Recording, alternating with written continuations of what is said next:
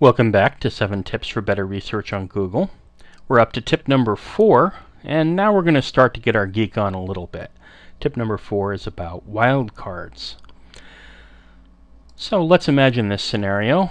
I'm searching for more information about some guy I remember named David Wallace.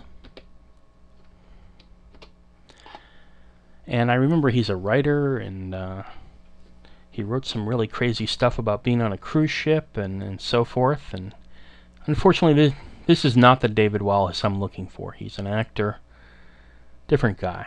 I'm even getting a different professor of English here named David Wallace, but it's not the one I'm looking for. I could try an exact match, as we did in the previous tip, but that really won't get me very far. Aha, I remember that David Wallace has a middle name that he uses all the time. He's one of those 3-name people.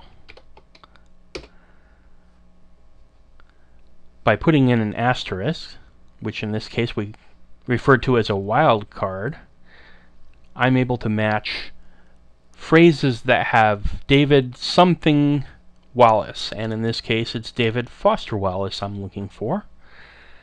And Google has helpfully given me him as the top result, so I'm in business.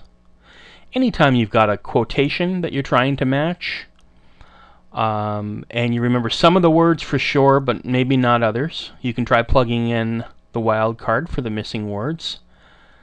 Also works well with names you remember part of and so forth. Very powerful tool, simple, easy to use.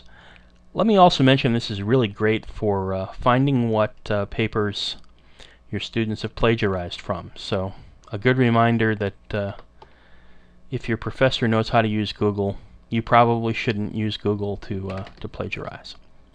Okay, that's a bonus tip for writing students.